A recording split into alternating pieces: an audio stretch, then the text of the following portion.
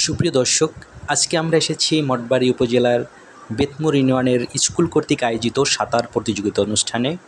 তো আমরা দেখতে পাচ্ছি পুকুরের চারপাশে অনেক লোকের সমাগম। সেই সাথে সাথে আজকের যারা সাঁতার প্রতিযোগীরা তারা তাদের প্রিপারেশন নিচ্ছেন এবং আমরা দেখতে পাচ্ছি আজকের এই সাঁতার প্রতিযোগিতায় যিনি পরিচালনার দায়িত্বে আছেন আমাদের আজকের শ্রদ্ধেয় স্যার, তিনিও আজকে এই ছাত্রছাত্রীদেরকে হয়তো দিক নির্দেশনা দিচ্ছেন। প্রথম ধাপে হলো হাত পানির ভিতরে, এরপর যাইবে মাথা, পা যাইবে সর্বশেষ, এরপর যাইবে বুকের অংশ, এরপর কোমর, এরপর যাইবে কি পা। তো ঠিক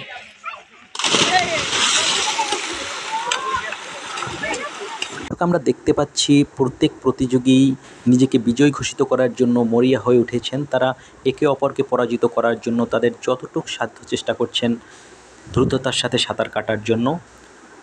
সর্বোপরি আমি আসলে ছাত্রদেরকে ধন্যবাদ জানাই এমন একটি সুন্দর আয়োজন করার জন্য, কারণ পড়ালেখার পাশাপাশি ছাত্রদের মেধা বিকাশের জন্য খেলাধুলার কোনো বিকল্প নেই। তো আমি আরও একবার সাধুবাদ জানাই স্যারদেরকে এত সুন্দর একটি আয়োজন করার জন্য। সুপ্রিয় দর্শক, এতক্ষণ আপনাদের সাথে ছিলাম আমি লিটন কুমার হাওলাদার, পায়রা টিভি মঠবাড়িয়া প্রতিনিধি।